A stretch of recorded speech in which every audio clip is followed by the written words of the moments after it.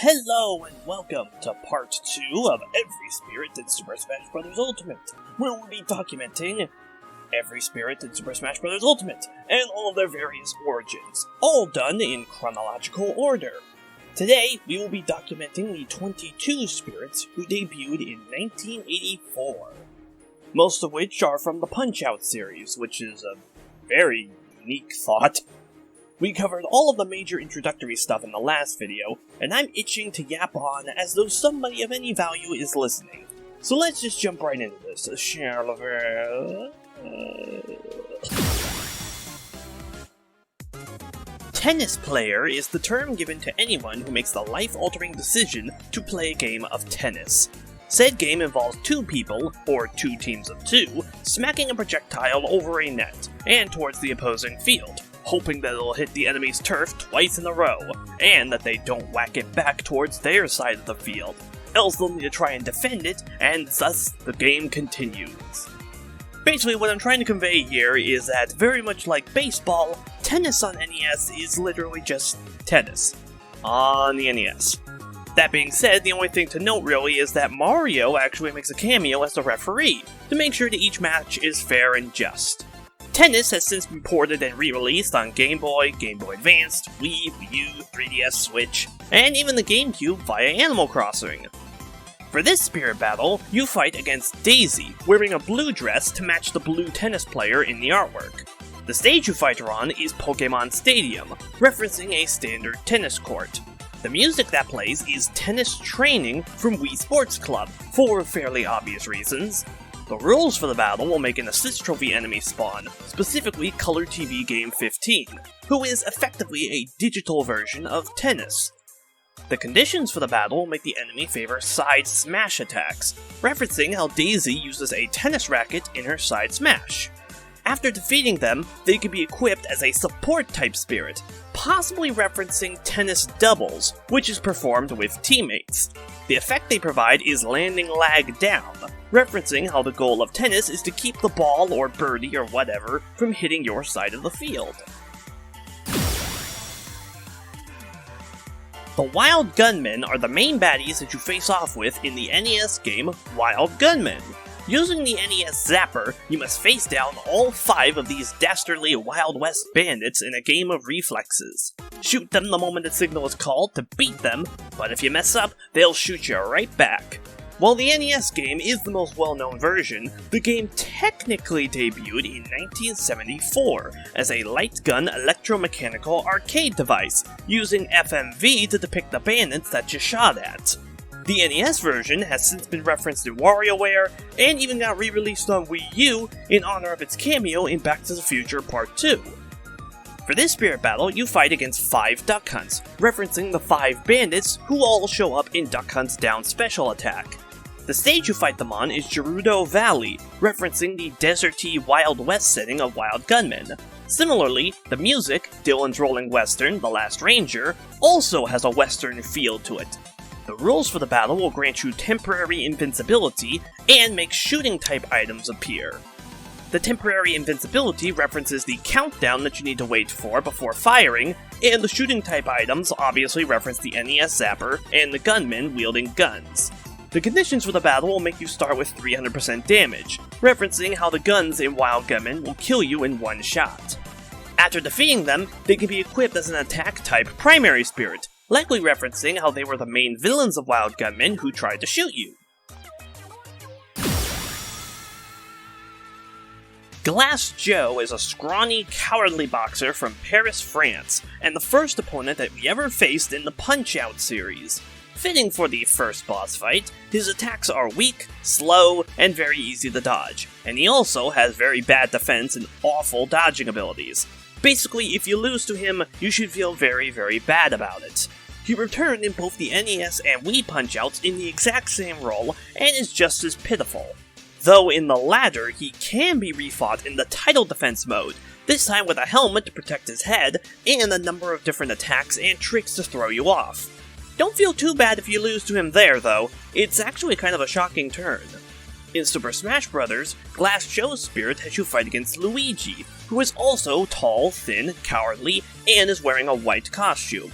The stage you fight him on is Boxing Ring from Punch-Out, and the music that plays is the minor circuit theme from Punch-Out on Wii, which is where Joe appeared as an opponent. The conditions for the battle will make it a stamina battle, and make the enemy love to taunt.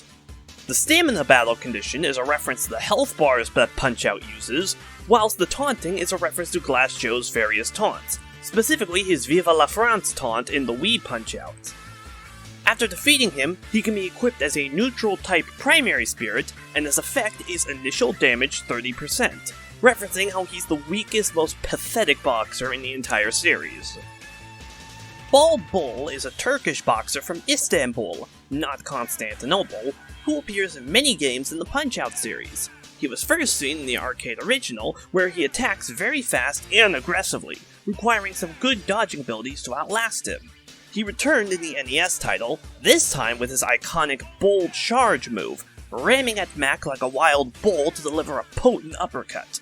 He would return in the Super Nintendo Super Punch-Out and the Wii reboot, retaining much of his aggressive playstyle and bold charge. He even got to show up in the oft-overlooked spin-off game Arm Wrestling, this time under the alias Mask X. Not really sure why, but it's there. Good for him. For his spirit battle, you fight against a giant Little Mac, who is also a big boxer. The stage you fight him on is Boxing Ring from Punch-Out, and the music that plays is Jogging/Countdown, also from Punch-Out. The conditions for the battle will make the enemy's dash attacks have increased power, give the enemy super armor, and make it a stamina battle. The stamina battle condition is a reference to the health bars of Punch-Out, the dash attacks are a reference to Bald Bull's Bull Charge, and the super armor is a reference to Bald Bull being very strong but also very slow. After defeating him, he can be equipped as a support spirit, with his effect being Trade Off Defense Up, referencing how Bald Bull hurts himself in order to make him immune to certain attacks and increase his defense overall. Mr. Sandman is one of the strongest, most difficult, and most recurring bosses in the Punch-Out series. Debuting in the arcade original, this American boxer from Philadelphia is the game's final boss, and is, appropriately, strong, nimble, smart, and requires all of your wits, strength, and willpower to even lay a dent on him. He returned in the NES game as the third to last opponent before Super Macho Man and Mike Tyson, and also shows up in the Super Nintendo game, again with a lower rank. However, Punch-Out on Wii placed him as the final opponent again, once more making him the fastest, strongest, smartest, hardest boss in the whole game. He even has an even harder title defense mode fight, just for the kicks, I guess. In Smash Ultimate, Sandman's spirit has you fight against Donkey Kong, who is also dark-colored, throws strong punches, and appeared in Punch-Out on Wii. The stage you fight him on is Boxing Ring from Punch-Out, and the music that plays is the minor circuit from Punch-Out. The rules for the battle will coat the battlefield in a slumber floor, referencing Mr. Sandman's dream-themed name and his signature move, the Dreamland Express. The conditions for the battle will make the enemy's smash attacks have increased power, referencing Mr. Sandman's very powerful punches, and make the fight a stamina battle, again referencing Punch-Out's health bar system. After defeating him, he can be equipped as an attack-type primary spirit, referencing his strong strength and status as the end boss of 2 Punch-Out games. His effect is Fist Attack Up, once more referencing him being a powerful boxer. Tetrimino is one of the 7 pieces that show up in Tetris, and arguably the most powerful. With its perfectly straight design, this piece can clear out a row of 4 in one clean swoop. If there aren't any, it can be laid perfectly flat, barely adding any extra height to the Tetris pile.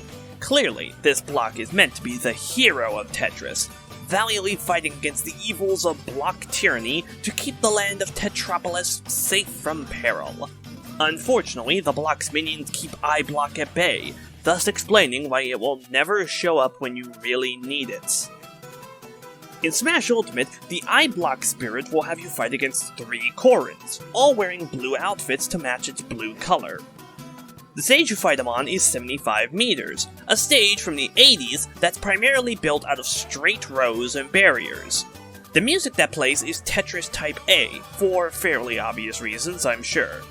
The rules for the battle will make assist trophy enemies spawn, specifically Color TV Game 15, which mostly consists of a pair of rectangles. The conditions for the battle will make the enemy favor down air attacks, and make only certain Pokemon emerge from Pokeballs, specifically Deoxys. Corrin's down air attack is a reference to the I-Block's perfectly straight shape, as is Deoxys' perfectly vertical blue laser beam. After defeating it, it can be equipped as an attack-type primary spirit, which may be a reference to its extreme effectiveness in clearing out Tetris rows. T-Tetriminos are one of the pieces from Tetris, and while not as useful as the I-Blocks, it is still pretty dang helpful. They can fill a 1-block gap, a 3-block gap, a 2-block hole with a single gap on either side, and if you get good enough, you can even perform the legendary T-Spin to wedge it into gaps that you could never even imagine could ever be feasibly wedged into. Given its T-shape, it can be easily assumed that this block is the leader of Tetropolis, sending its soldiers, most notably I-Block, to battle the opposing Tetris forces wanting to disrupt their nice and peaceful natures.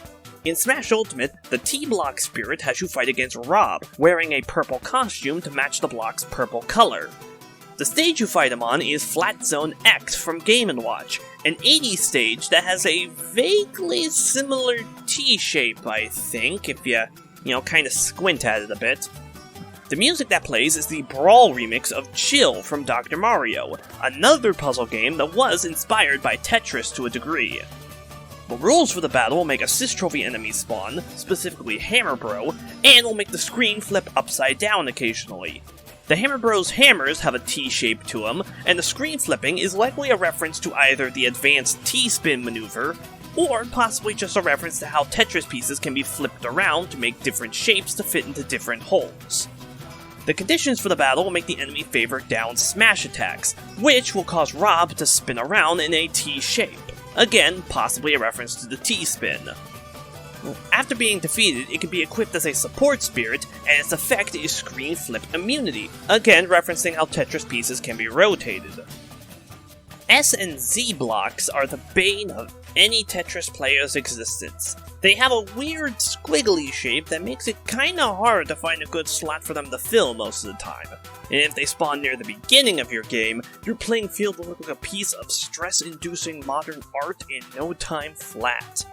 Clearly, these two are meant to be the main villains of Tetris, attempting to stop the Tetrimino's one true goal in life, forming complete horizontal lines, by any means necessary. Why they do so was anyone's guess, but I for one pin the blame squarely on Tight Pants. In Smash Ultimate, the S and Z blocks are represented by a green Samus and a red Zero Suit Samus, referencing the green S block and the red Z block. The stage you fight them on is Mushroom Kingdom U, specifically the Slide Lift Tower area, where the sliding platforms will repeatedly form the shape of the Z and the S. The music for the battle is the Smash 4 remix of Chill from Dr. Mario, again referencing how Dr. Mario is a puzzle game that was inspired by Tetris. The rules for the battle will grant sudden final smashes to Zero Suit Samus and make screw attack items spawn. Zero Suit Zero Laser Final Smash has her wear her armor, referencing how the S and Z blocks are mirror images of one another, and the screw attack items are possibly a reference to rotating Tetris pieces around to make them fit. After defeating them, they can be equipped as a grab-type primary spirit, which may not be a reference to anything in particular other than just the S block's green color scheme. Maybe. The L and J Tetriminos from Tetris aren't really anything special, but they're still pretty good to get in the heat of the battle. They can lie flat, fill in short gaps, and if they appear together, they can form a single shape, perfect for any O blocks that may potentially spawn. These little beauties are undoubtedly the NPCs of Tetropolis, not providing much of any distinct value, but still having plenty of charm all on their own. For their spirit battle, you fight against an orange Luigi, referencing the orange L block. The stage for the battle is Mario Bros, a stage from an 80s game made out of blue and orange blocks. The music that plays is Fever from Dr. Mario, again a Tetris-like puzzle game. The rules will make assist trophy enemies spawn, specifically Waluigi, and will make your left and right controls reverse. The left-right control reversal is likely a reference to how the L and J blocks are mirror images. Similarly, Waluigi is meant to reference the J block, which is blue and is a mirror image to the L block, who is represented here as an orange Luigi. After defeating them, they can be equipped as a support-type spirit, and their effect is irreversible controls. Again, likely a reference to the fact that these two blocks are mirror images of one another. The O block is one of the 7 tetriminos seen in Tetris, and arguably the most boring of the bunch. Unlike the rest, this shape is completely consistent on all sides, and rotating it does literally nothing to alter it. For this reason, it's fairly unversatile, but it also tends to not interfere with your combos if you get it, and can even be helpful if you get an L and J back to back. They also got to be the main stars of the story to Tetris Worlds, I think, with an entire race of what I can only assume to be sentient 3D O blocks beating Tetris boards in order to escape their dying home world. What's that? You want me to shut up about Tetris lore? What else am I supposed to talk about? They're inanimate blocks. There's literally nothing else to say about these things. In Smash Ultimate, the O tetrimino is represented by a yellow Kirby, who is also yellow and a simple geometric shape. The stage you fight him on is Mushroomy Kingdom, which is covered in square blocks matching the O block shape. The music that plays is Tetris Type B for fairly obvious reasons. The rules for the battle will make assist trophy enemies spawn, specifically thwomps, and make POW block items spawn. Both of them are a reference to the square shape of the O block. The conditions for the battle will make the enemy favor down specials in the air, which again is a reference to the O block square shape, since Kirby's down special turns him into a squarish stone, which also falls straight down like a Tetris piece would. After defeating him, he can be equipped as a shield-type primary spirit, which doesn't seem to be a reference to anything, maybe? I mean, maybe it's a reference to the blocks in Tetris Worlds attempting to escape their home planet and protect their species? I don't know, that's kind of a big stretch.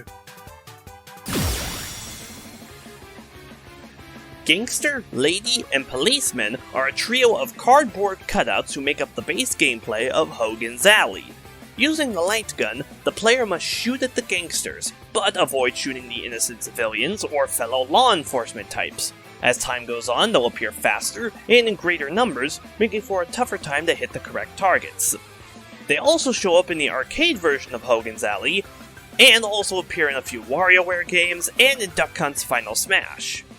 In Smash Ultimate, the Gangster, Lady, and Policeman spirit has you fight against Wolf, Peach, and Ike, who are, respectively, an outlaw, an innocent damsel, and a law enforcement type. The stage you fight them on is Tamagotchi Life, referencing the shooting galleries of Hogan's Alley. The music that plays is the Duck Hunt medley, referencing another light game who utilizes some Hogan's Alley references in its moveset. The conditions for the battle require you to defeat the main fighter in order to win, that being, of course, Wolf. This is a reference to how the goal of Hogan's Alley is to shoot the gangsters and not the others. It's also not explicitly stated in the rules, but Peach and Ike will be repeatedly utilizing their counter abilities against you, which is also likely a reference to how the goal was to not shoot the lady or policeman, as that will just make you lose points. After defeating them, they can be equipped as a support-type spirit, with their effect being Rage Blaster equipped, another reference to the light gun.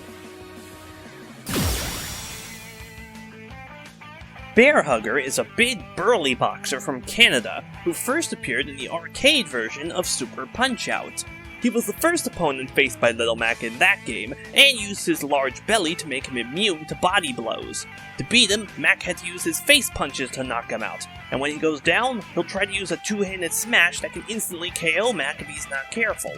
He will return in the SNES Super Punch-Out as the second opponent of the minor circuit, and again in the Wii game in the much harder major circuit. We also learned in said Wii game that he trained with a bear and a squirrel, for reasons that I'm sure are extraordinarily obvious. In Super Smash Bros. Ultimate, Bear Hugger's spirit has you fight against King K. Rool, who also has a large gut and was once fought in a boxing ring. The stage you fight him on is Boxing Ring from Punch-Out, and the music that plays is the World Circuit theme from Punch-Out Wii. The conditions for the battle will make the enemy's throws have increased power, and make it a stamina battle. The stamina battle is a reference to the health bar system of Punch-Out, whilst the enemy's throws having increased power is likely a reference to Bear Hugger's signature move, the Bear Hug, a spine-breaking grab attack. After being defeated, he can be equipped as a grab-type primary spirit, again referencing his Bear Hug attack. His effect is Speed Down, referencing how he's a heavyweight boxer with slow movements. This spirit can also be obtained by completing a challenge, where, as Little Mac, you must hit an opponent with your KO uppercut in the boxing ring stage. Soda Popinski is a Russian boxer who appeared as the third opponent in the arcade Super Punch-Out. Originally named Vodka Drunkensky, he fights very similar to a later foe, Super Macho Man, though his attacks are faster with weaker power behind them. He was also stated to hail from the USSR, and of course has a very serious drinking problem. He will return in the NES game, renamed Soda Popinski, for reasons that I certainly can't put together, and was ranked number 4 in the World Circuit. He returned again in the Wii Punch-Out's World Circuit as the number 3 opponent, and in his title defense fight, he is very clearly shown using steroids, which, combined with the liver damage and diabetes, likely it was not going to end well for the poor guy. Oof. In Smash Ultimate, Soda's Spirit Battle has you fight against Wario, who is large, wears red, and has a big bushy mustache. The stage you fight him on is Boxing Ring from Punch-Out, and the music that plays is the World Circuit theme, which featured Soda as an opponent. The rules for the battle will make an item tidal wave occur, specifically Soda, again referencing Soda's addiction to pop. The conditions for the battle will make it a stamina battle, and make the enemy more powerful after eating. The stamina battle is again a reference to Punch-Out's health bar system, and the enemy becoming more powerful after eating references how Soda Popinski has been shown to be able to boost himself with soda consumption, whether his strength or increasing his health. After defeating him, he can be equipped as an attack-type primary spirit, possibly referencing how Soda is usually a very hard late-game opponent to try and beat. He'll also provide the effect Side Special Up, which is probably not a reference to anything particular.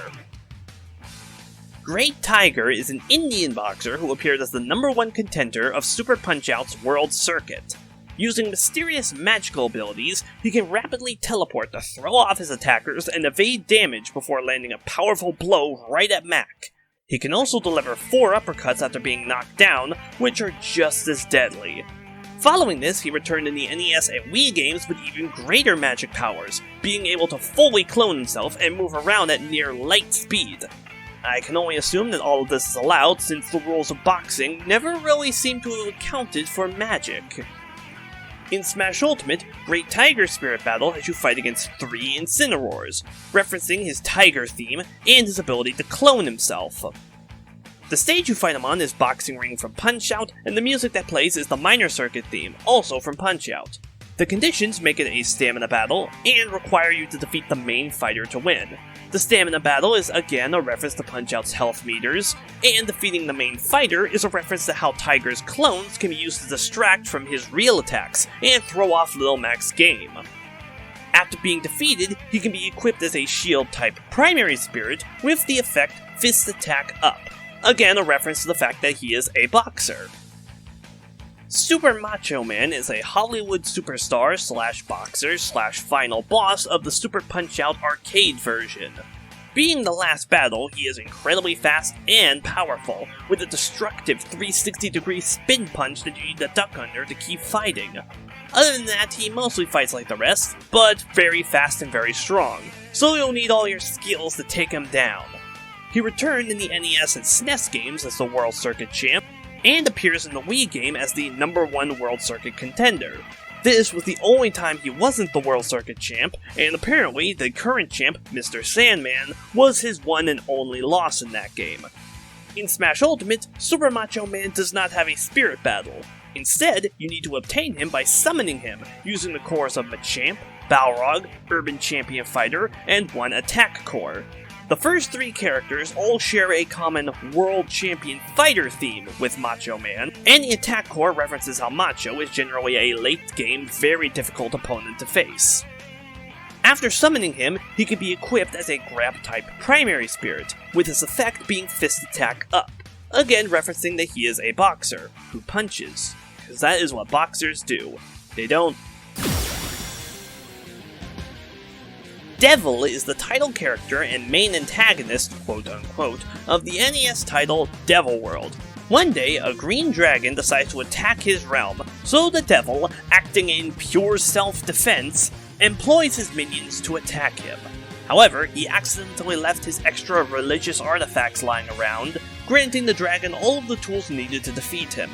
He also possesses the unique ability to scroll the screen in any direction to alter the dragon's path and crush him with the walls. Outside of Smash, Devil has only appeared in a few minor cameo roles, such as in the WarioWare series. In Smash Ultimate, Devil's Spirit has you fight against Green Ridley and 2 Red Kirbys. Ridley references the main playable dragon, Tamagon, whilst the Kirbys are references to the Devil's minions, the Red Metamen. The stage you fight him on is 75 meters, a stage from a game that also appeared on the NES, and has walls that resemble the pulleys that Devil controlled in Devil World to move the screen around. The music that plays is 25 meters, which has an 8-bit tune that sounds very similar to Devil World sound. The rules for the battle make assist trophy enemies spawn, specifically Devil himself. After being defeated, he can be equipped as a support-type spirit, possibly referencing Devil showing up as an assist trophy in the Smash series. His effect is Screen Flip Immunity, again referencing how Devil is capable of scrolling the screen in Devil World. Tamagon is a small green dragon creature who serves as the main hero, quote-unquote, of Devil World. He attacks the devil in his domain for reasons unknown, and proceeds to collect various religious paraphernalia like crosses and Bibles to ward off the devil's troops and steal all the dots in his mazes. Given that this attack was very obviously unprovoked, I can only assume that this dragon is the real villain of the game, with said game overall serving as an attempt by Nintendo to spread satanic propaganda. Or maybe it's just an 80s high score chase with nothing else of any real value. Both things are equally possible, don't you know? In Smash Ultimate, Tamagon's spirit has you fight against a tiny Ridley and a clear Richter. Ridley is a small dragon, and Richter attacks with crosses. The stage you fight him on is Mario Bros., a labyrinthine-like level that also showed up on the NES. The music that plays is Clu Clu Land, again a maze-like game that appeared on the NES. The rules for the battle will make throwing-type items appear, and the conditions will make the enemy favor neutral specials. The throwing-type items, as well as Ridley's Fire Breath and Richter's Crosses, are all references to the various attacks that Tamagon can use in Devil World to protect himself. After being defeated, he can be equipped as a grab-type primary spirit, which may be a reference to how the main goal of Devil World was to help Tamagon collect various dots within the Devil's Maze. Mother Fairy debuted in Pac-Land as the leader of the fairies and ruler of Fairyland. The game's story involves Pac-Man traveling through Pac-Land and the surrounding areas, escorting a lost fairy named Buttercup to her home in Fairyland. After doing so, the Mother Fairy would give Pac with wing shoes that grant him greater jumping height for the trip back home. Being the Mother Fairy, it can be easily assumed that she's Buttercup's mom, and her only other appearance in any other Pac-Man game was in the mobile game Pac-Man Monsters. I think. I don't know, there's not a lot of information about this thing anywhere on the internet. In Smash Ultimate, Mother Fairy does not have a spirit battle. Instead, you need to summon her, using the cores of Great Fairy and Fairy Bottle. Obviously, all three of them share a fairy theme. After being summoned, she can be equipped as a support-type spirit, and her effect is critical health stats up. Both of these are a reference to how she plays a support role in Pac-Land, granting him the wing shoes. Urban Champion Fighter is the main playable character of Urban Champion. Who would have guessed? This game was inspired by the Game & Watch game Boxing, and tasks the player with punching your opponent into an open manhole. The fighters have two different punches, a weak, fast, light punch, and a slow, stronger, heavy punch. There's also flower pots that can damage fighters, policemen that arrest the fighter with less health if the timer goes out, and 130 fights between you and the rank of Urban Champion. Like other obscure NES titles, Urban Champion has been referenced a few times on occasion, particularly in sources like WarioWare or NES Remix. In Super Smash Bros. Ultimate, Urban Champion Fighter Spirit has you fight against Little Mac, who is also a champion fist fighter. The stage you fight him on is New Donk City Hall, referencing the urban setting of Urban Champion. The music that plays is the Wrecking Crew Retro Medley, another NES game that also presumably has an urban theming to it. The rules for the battle make assist trophy enemies spawn if the battle lasts long enough, specifically Cap'n, referencing the police cars that can arrest fighters if the battle goes on for too long. The conditions for the battle will make it a timed battle, specifically 99 seconds long, and will make the enemy not like to jump. The 99-second time limit is a reference to the time limit of Urban Champion fights, which also lasted for 9 minutes. And the enemy not liking to jump is a reference to how Urban Champion fights are purely ground-based. After being defeated, he can be equipped as a support spirit, with his effect being Fist Attack Up, again referencing how Urban Champion primarily uses punches to fight.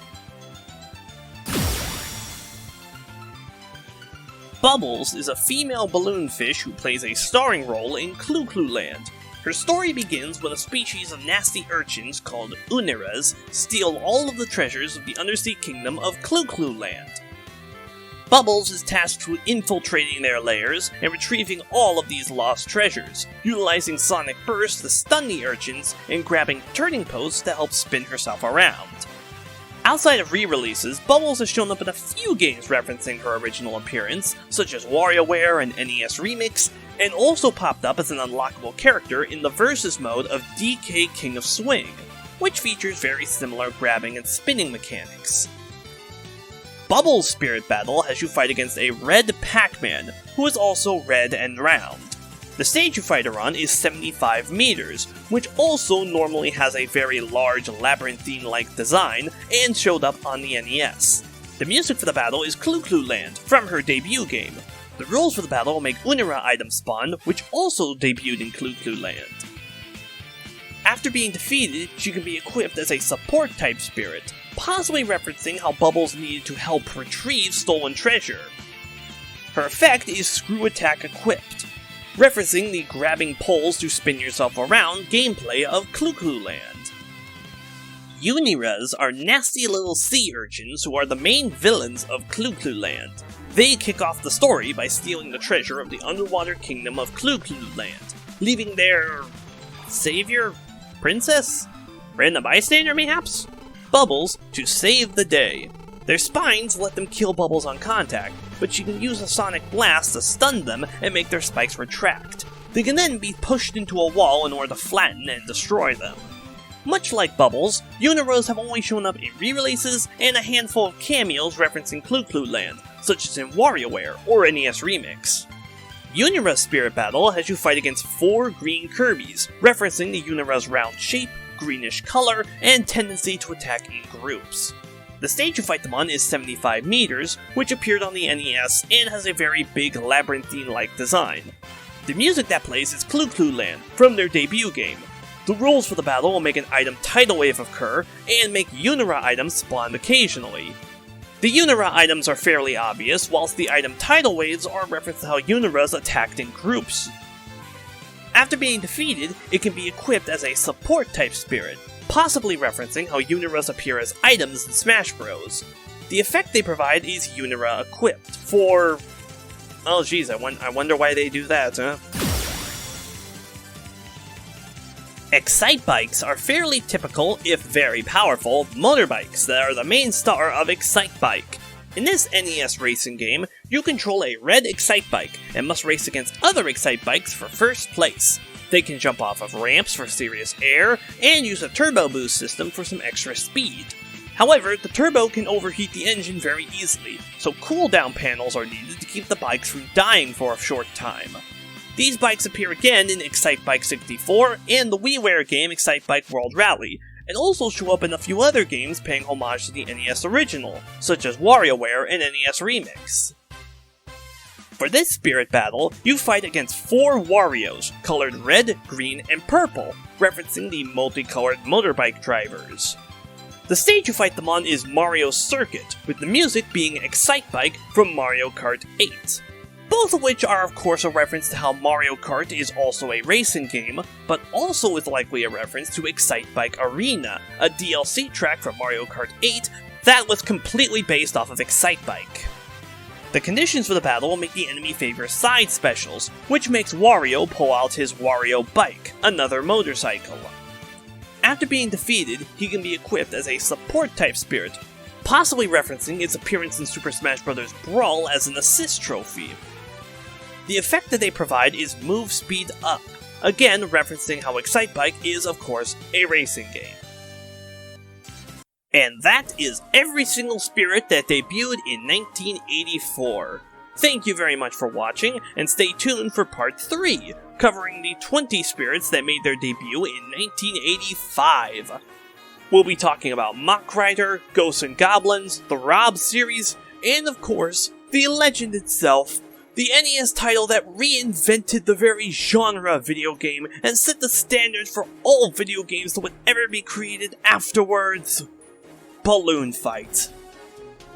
Oh, and Super Mario Bros. As well, but I mean, come on, what did that game ever do for anyone ever at any time, eh? Oh yeah.